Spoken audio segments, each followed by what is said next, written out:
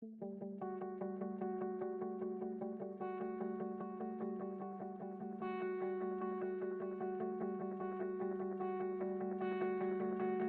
in 1690 there is Act 12 and they invite the people to plant some grapes.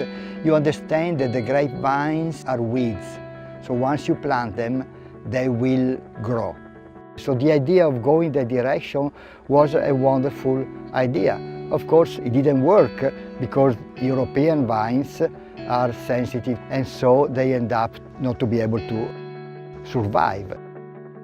There's probably a lot of failure with the early colonists, and there's definitely struggles throughout history here in Virginia to figure out what works. It's so reliant on farming that I'm sure there was a lot of challenges. It really does start in the vineyard. What you can expect from the grapes in one collection of dirt, sun, and elevation.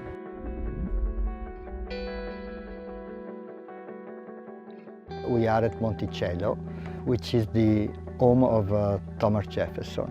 It's a beautiful little mountain which really you could easily fall in love with if you visit it for the first time. When Jefferson tried to grow grapes, he ran into the problem that we still have today. One is the phylloxera, which is an aphid-like insect which will attack the root system of the vines.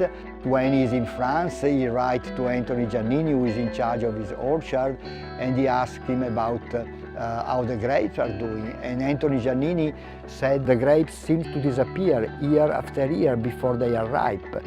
It's the same thing which happened to me when I came to America. I had no idea that the wildlife would have been so aggressive.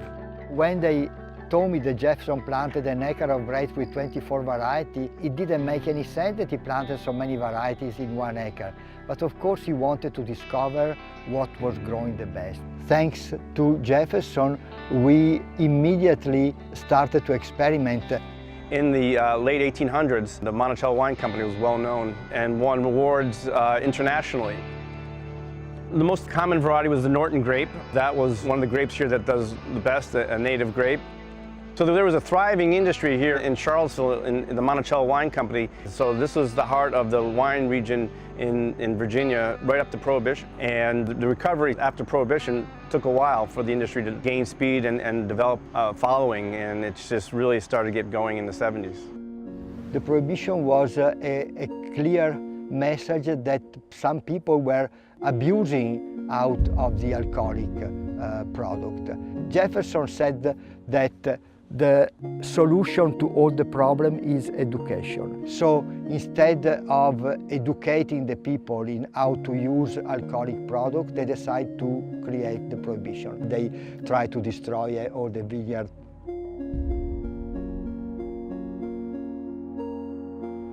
I think really the modern age winemaking industry here in Virginia developed in the late 70s. It was really Gabrielli and Barbersville that started it, and slowly but surely people heard that the potential was here for vinifera wines. When I came in '76, nobody wanted to talk to me because they thought I was going to fail. USDA came down and told me to stop it.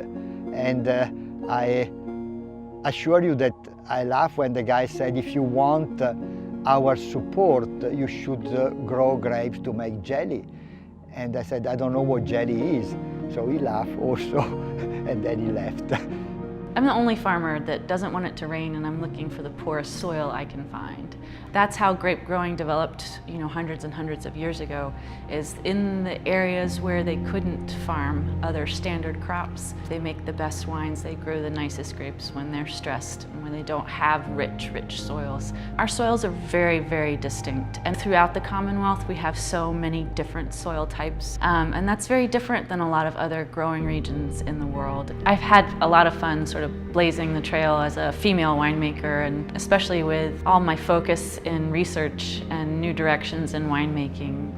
Virginia wine is very approachable. It goes back to classic family culture of everybody getting together and just really enjoying the fireflies, the sound of the evening, and surrounding ourselves with good, fun people.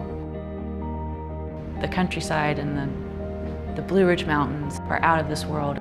I think there's been a few different waves here in Virginia, and this wave that we're currently in is really taking us to a higher level at a faster pace. When I arrived in Virginia, there was 43 wineries in the state.